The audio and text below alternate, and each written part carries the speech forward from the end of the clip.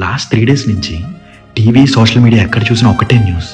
మొన్న జరిగిన flight accident గురించి 250 ప్రాణాలు జస్ట్ లైక్ దట్ అలా గాల్లో కలిసిపోయాయి. ఇంకా వాళ్ళ మీద డిపెండ్ అయిన కొన్ని వందల జీవితాలు రోడ్డు మీద పడిపోయాయి కదా. కొన్ని వేల ఆశలతో ఫ్లైట్ ఎక్కిన ఎంతోమంది బయలుదేరేటప్పుడు ఇంట్లో అందరికీ వెళ్ళొస్తా అని చెప్పి వెళ్ళిన వాళ్ళు ఇంకెప్పటికీ తిరిగి రారంటే ఆ పెయిన్ మాటల్లో చెప్పలేం. అసలు ఆ న్యూస్ చూడగానే ఏం మాట్లాడాలో కూడా తెలియలేదు.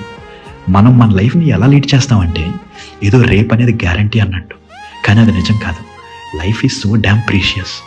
మనల్ని లవ్ చేసి కేర్ చేసే వాళ్ళతో ఫైట్ చేస్తాం, మాట్లాడటం మానేస్తాం. వేల ఈగో విన్నర్ ఎమోషన్స్, ప్రమోషన్స్, డబ్బులు, 100 టెన్షన్స్ పరిగెడతానే ఉన్నాం. Let me ask you something. When was the last time నచ్చిన మనిషికి ఐ లవ్ యూ చెప్పారు మీరు?